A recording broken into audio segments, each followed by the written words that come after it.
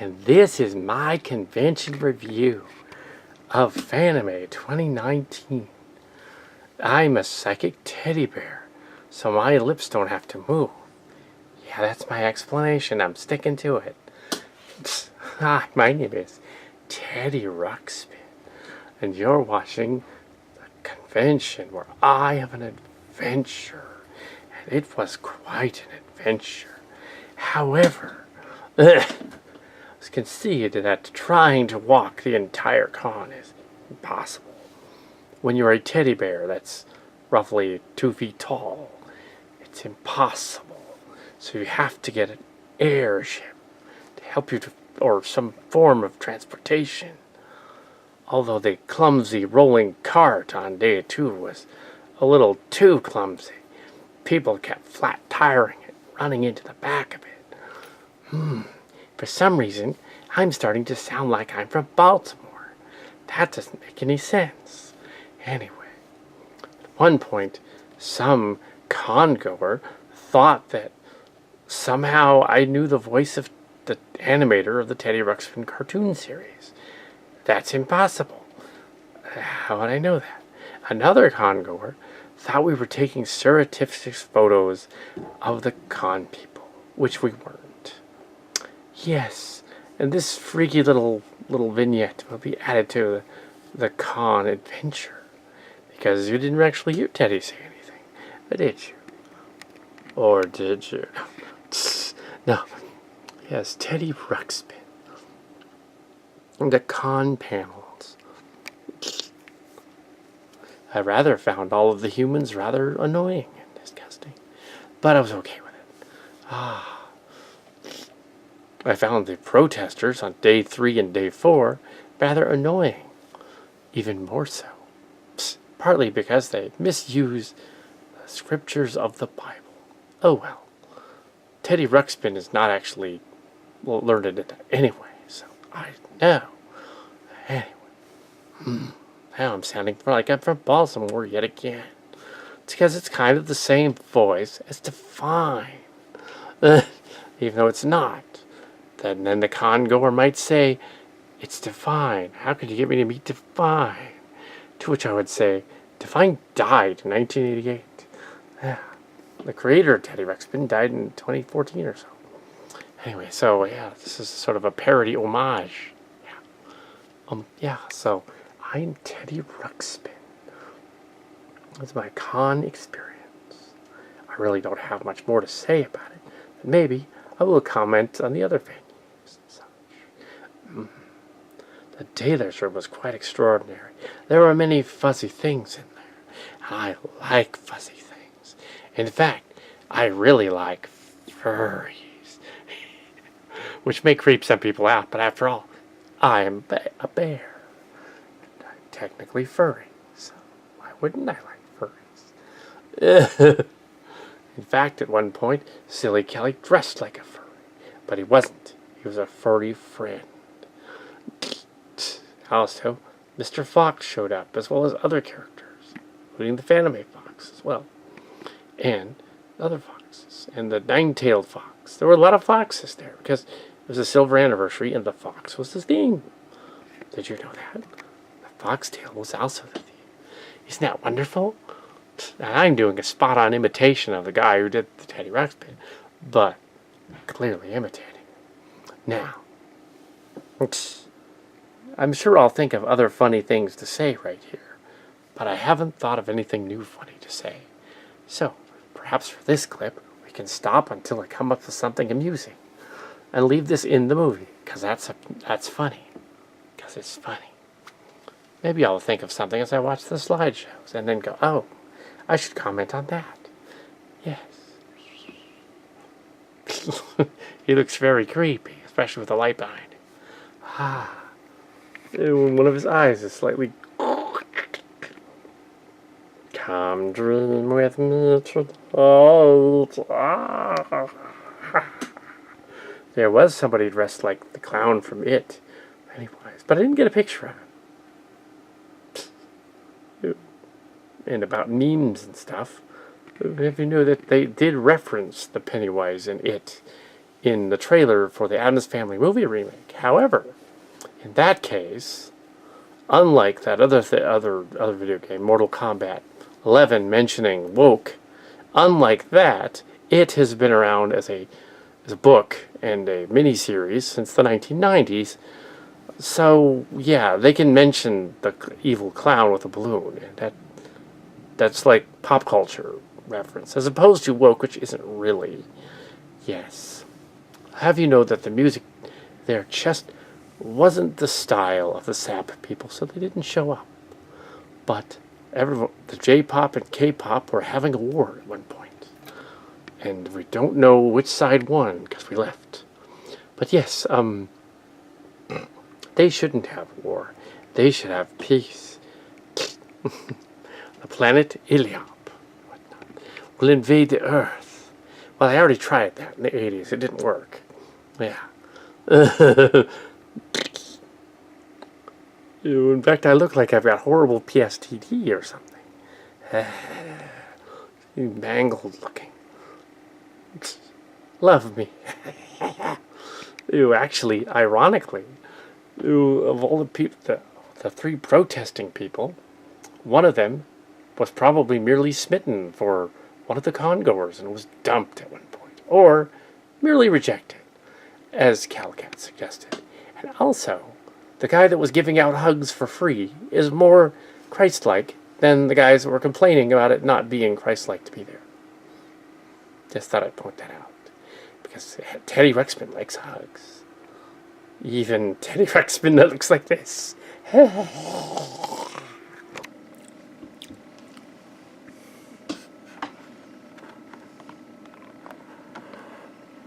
There's a teddy bear. Teddy bear. Doesn't matter where he is. Yeah, I'll turn the ambient thing. Action. No, yeah, so... Yes.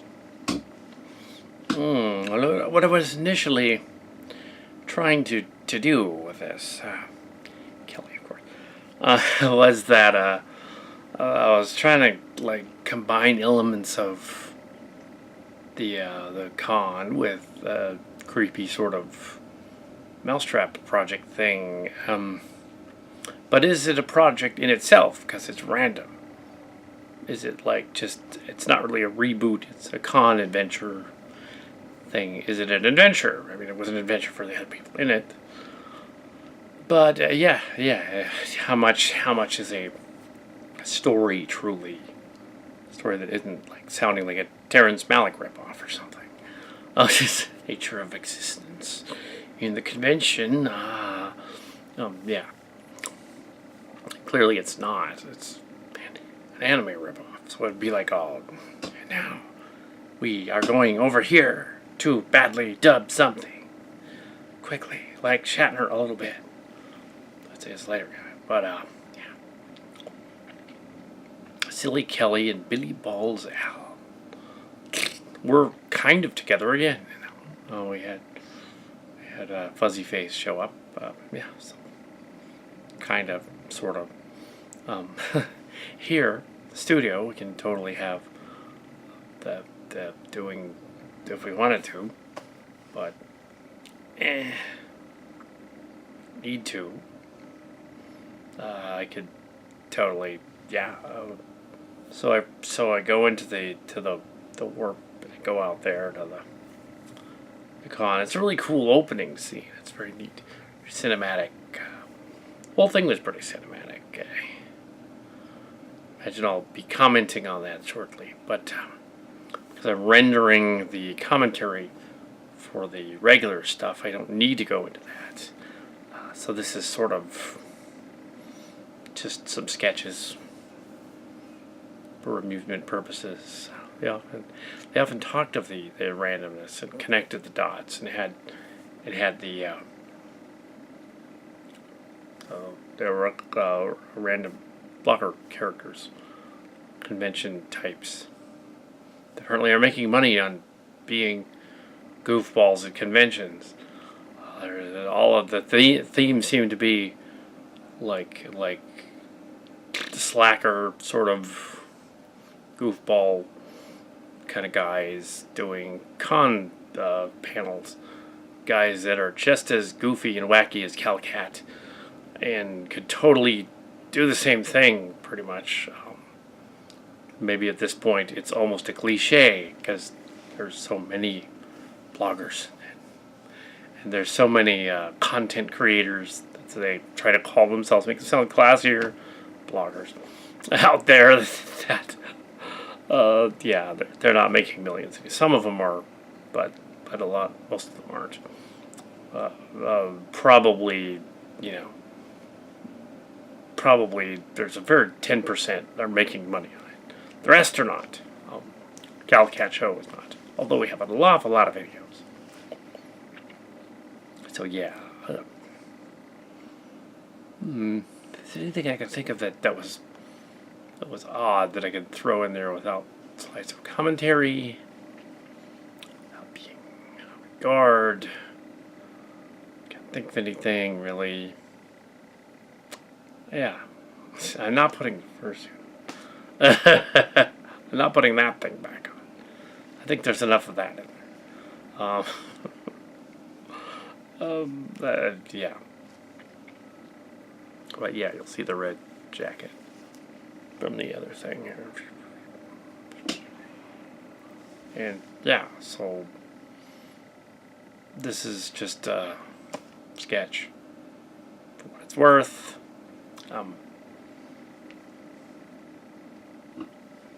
Yeah, there's the teddy bear. What does he think of? Yeah. Nah, no comment.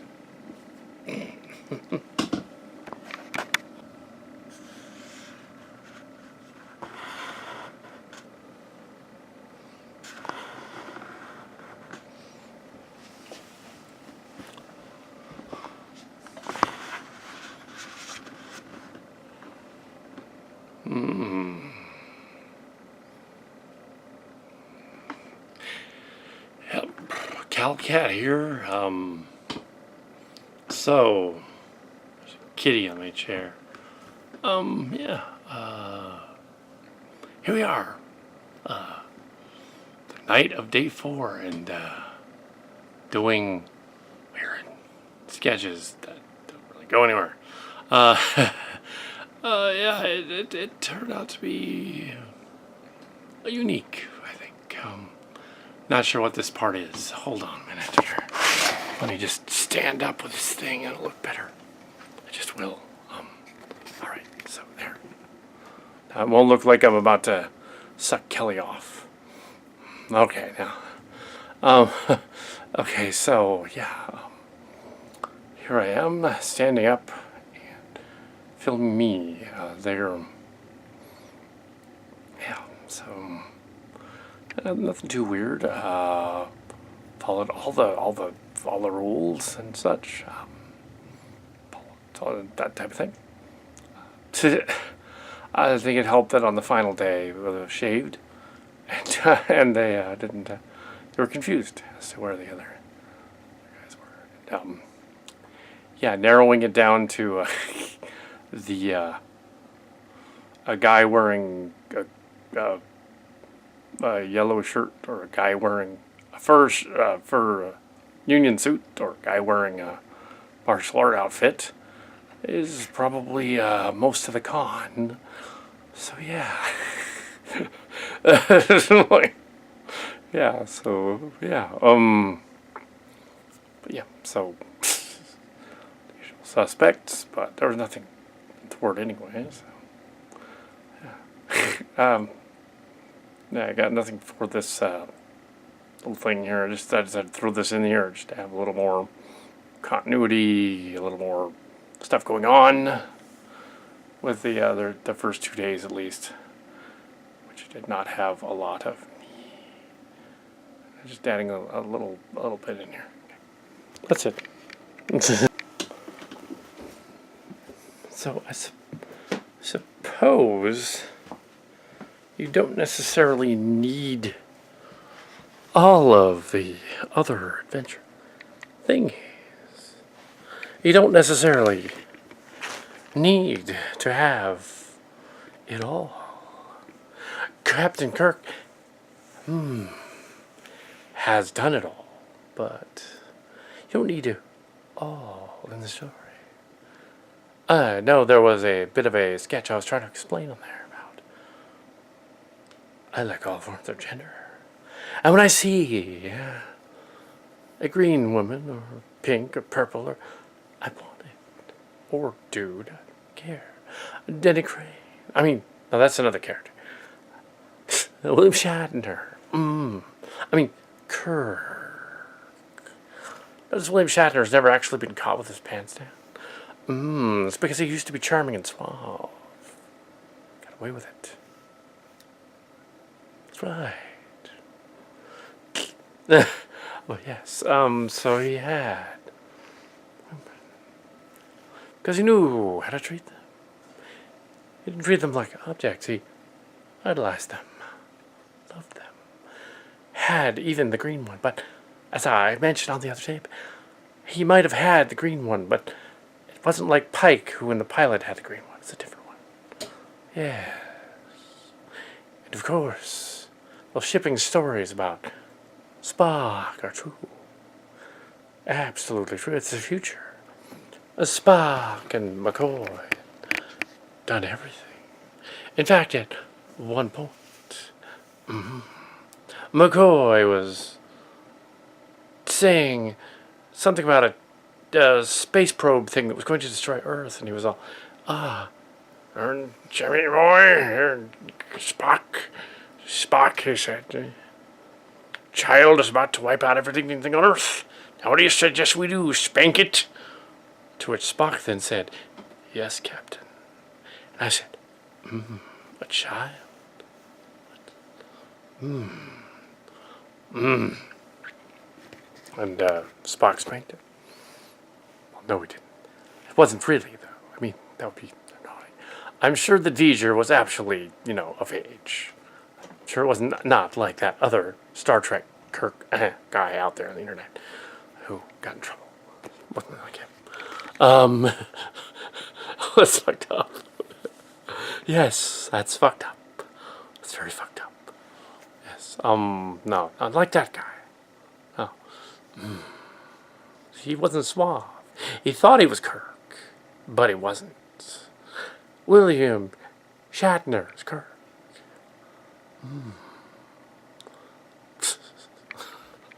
Yes, anyway. Live long and prosper. Spock. Oh, when I think of Spock, the late Leonard Nimoy. And DeForest Kelly, for that matter. Yes, Bones is Bones. Not too soon. Scotty is also gone. And the younger version of Chekhov is gone, but the original Chekhov, Walter Koenig, is not. He's still around. Uhura is still around. And in my timeline, which wouldn't be, this is the Abrams jacket, yes, I know. But in the real timeline, yes, it's all about me. Uhura and Spock were not a thing.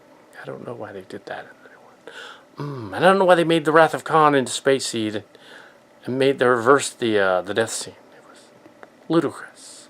And the magic blood restored me. That didn't make any sense. And I'm wearing the Kirk from the Abrams universe. I was almost going to say Denny Crane again, for no reason. Because it's random. Because Shatner. Because Bill Shatner. Because Kirk. That's my little sketch here. I'm living it up. Little sketch for your edification as Kirk. Now I'm starting to sound more like Q. I'm not sure why. Q. Q, you might say. What Q is this? Well, how quaint, how cute. Yes, that's it. The Cute. I think they should rename them that, like in Silly Track. And when Q shows up to see Picard, Picard says, Q, get off my bridge. And then he goes, would you prefer this location, Jean-Luc? And suddenly they're in his bed. And he's like, Q, stop this nonsense. Don't you want your present? Your birthday present? After all, you were born in 2306 according to the timeline. So you're 92 now. Damn it, Q. I was supposed to be 60 on the show, but I was 47. That's it, 47, yes. I'm sticking to that. Yes, the new Picard show, I apparently am like 96, 92 as you said, 93. Yes. Damn it, Q.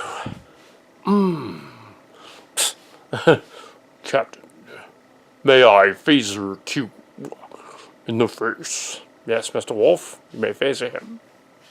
Very well. And Data walks in, he's like, Captain, I believe I have discovered mating rituals. Not of Fanime. Mating rituals. What are you talking about, Mr. Data? Riker, can you explain Mr. Data to me? Captain, I can't. I'm too busy preening my beard. That I ever have. This is the first season beard, or after that movie that no one went to see, the 98 one. Insurrection. Yes, that's the one. Yes, that one wasn't very good. But, it did have that hacky sack scene, which we totally stole from those guys in Milpitas, which we've been taking their stuff from years and years. Yes. That is odd, because, actually, the hacky sack scene was not even supposed to be...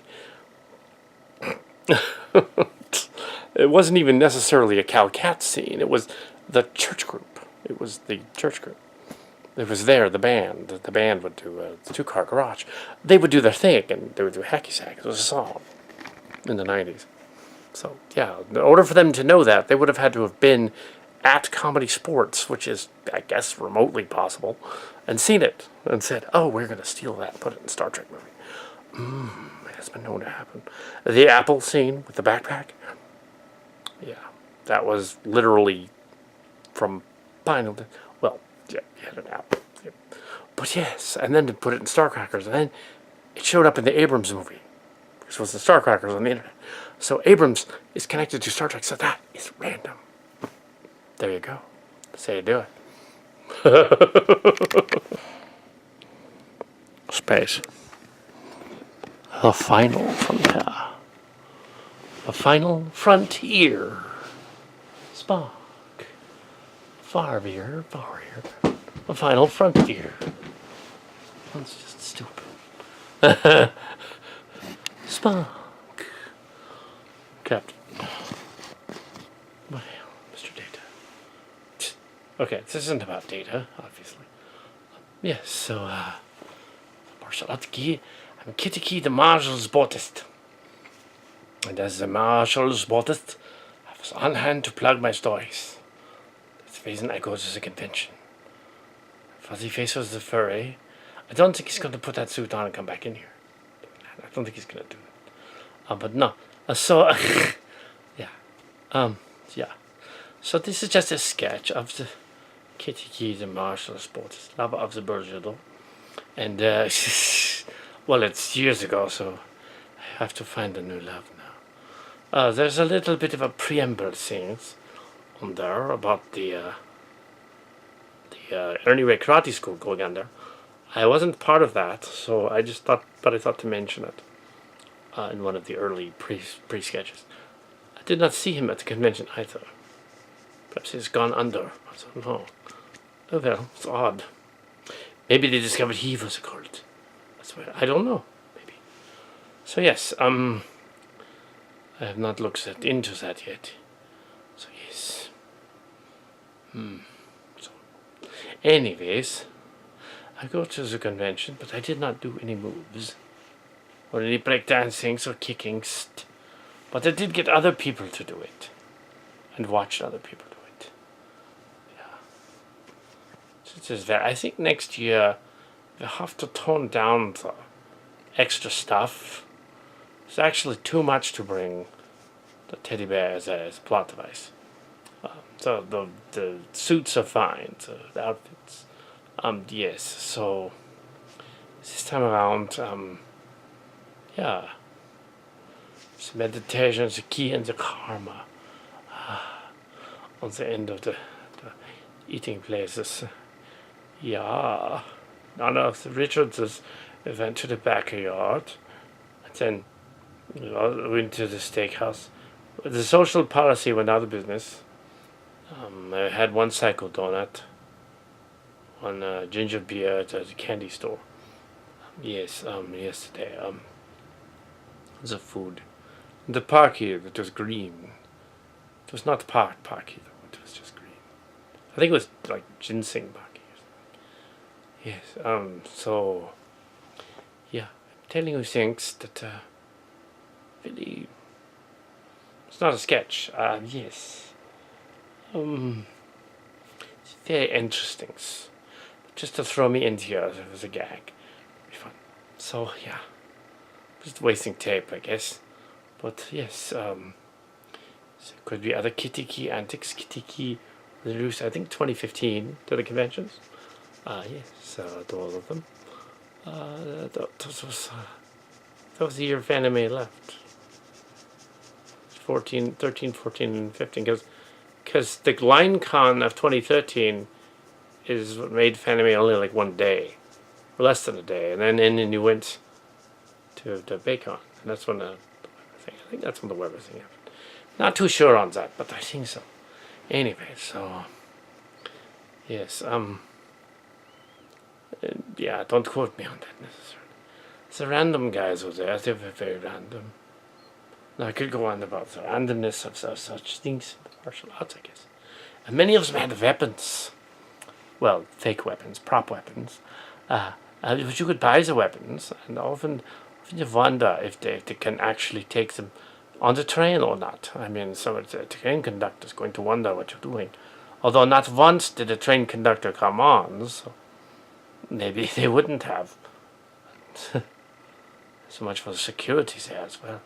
At one point they thought we were security the first day. So the black shirt. But nope. So masquerading as security. Nope. No, they were just not very observant, I guess. Then they were all over the place on the third day because they'd seen the panel that woke them. There's that expression woke, but now I'm using it properly. It woke them up. So they are like all over the convention going like, okay, we're going to stop anyone that even remotely looks like they're up to no good. We weren't doing anything bad. But also, I think you're probably right about the one con goer that's there, filming the con person, that guy was not actually security. He was not dressed as security. He was wearing a shirt. And I'm thinking that he was just called out on it by security before that. He thought to pass the buck to you. So yeah. And you weren't doing anything wrong, so. Yes, so yeah. And the things this morning with the guy, I think that wasn't anything either. That was just, they were just being silly. They probably weren't security either. They were just like, ha, look at this. The guy was there. Yeah. And then there was a crazy lady on the train yesterday who wanted to beat everyone. She wanted to beat the air, I think. So crazy. Maybe she is an ex-employee of the school, of the cult. Maybe. Yeah, maybe she was in the cult. Warped her brain. I don't even think the cult would have accepted her. The cult. It's a cult of beauty. It's a cult of narcissism. C-O-L. Yes. Don't know anything about them currently, actually. I have no idea. Yes, the storybook version of the martial sportiest is pretty much a spoof of that, but also pretty much about 50% made up. So, to guess which parts are made up and dramatized. So yeah, it's a parody. So yes, no possibility of getting into any trouble for those storybooks because they are completely changed enough so that it's not. Yeah, you have to be seriously involved in the COL to be offended by it. You'd be like, oh, then you would just look foolish because you would out yourself if you said anything. Yeah. So, anyways, such as well. Doesn't matter. I have seen many things that were glorious examples of Schadenfreude. But here, that means pure chaos. That means getting pleasure from someone else's pain. Although, the Teddy Ruxpin did look like he was pretty PSTD from Iliop, the planet they come from. And he was in the cult of Gruffy, or whatever. The cult of Gruffy. And Iliop, on the planet of the bear people. Which, incidentally, that silly trick story about the Iliop did get out to the point that at some point in the past on the internet, it was put into the canon and lexicon, oddly enough, of Next Generation. Unfinished Next Generation first couple season stories, including him fighting a giant Teddy Ruxpin aboard a ship. And that is silly Trek. We thought of that. It's us. That's weird. That means they must have read that thinking, oh, this is canon. No, it's a fanfic. It's a fanfic. So is all of Cillian's, but it's a fanfic. That was never going to be a story about Teddy Ruxpin. Come on. And the fact that we put it in there, that's funny. Yeah, there was no fanfic panel this year either. Disappointing. Although we did go to the Beyond Cosplay's Consent and saw that. And it was beautiful. It was wonderment. Yes. They really didn't talk about the harassment part too much. No, we didn't do that. And yes, I'm sure there were a lot of woke young men in there who thought they were going to get a girlfriend by sticking up for everyone, even when there was no one to stick up for. Yeah, it's like, then he went up to someone else afterward and said, I just stuck up for you. And the girl would be like, what? I don't even know who you are. Get out of here. Now I can get a girlfriend. The stereotype is there.